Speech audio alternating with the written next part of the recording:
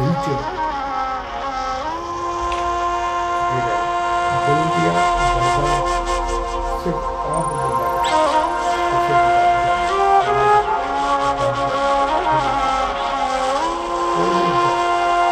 ਕਿਸੇ ਤੇ ਕੋਈ ਦਿਲ ਨਹੀਂ ਫੋਲਿਆ ਜਾਂਦਾ, ਕਿਸੇ ਦਾ ਕੋਈ ਢਿੱਡ ਨਹੀਂ ਫੋਲਿਆ ਜਾਂਦਾ। ਸਾਰਿਆਂ ਨੂੰ ਇੱਕ ਆਸ਼ ਹੁੰਦੀ ਹੈ ਕਿ ਮੇਰਾ ਚੰਗਾ ਖਸਮ ਮਿਲੇ, ਮੇਰੀ ਚੰਗੀ ਵੋਟੀ ਮਿਲੇ, ਪਰ ਦੁਨੀਆ ਬਦਲ ਜਾਂਦੀ ਹੈ, ਬਦਲ ਜਾਂਦੀ ਹੈ। ਤੇ ਜਦੋਂ 40 ਸਾਲ ਤੋਂ ਬਾਅਦ ਬੜੇ ਪੰਗੇ ਹੁੰਦੇ ਨੇ, सॉरी माफ़ करना मेरी ज़ुबान तो, पर ऐब सच है।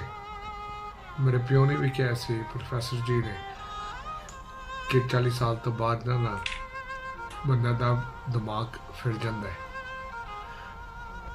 पर कोई नहीं, मेरा मैं लिखती जवानी, मैं लावा पढ़िया ने, मेरा मैं निकाह नहीं करना, मेरा हो रहा है, पर की मैं करा, की मैं करा। मेरे 2 बच्चे ने, ते बड़ा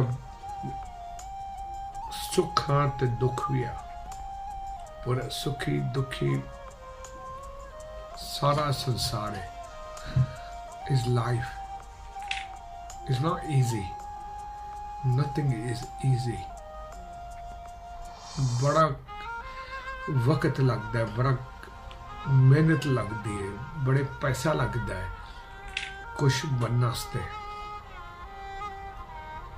ते मेरी हिम्मत हार गई है, मेरी हिम्मत हार गई है, मेरी हिम्मत हार गई है।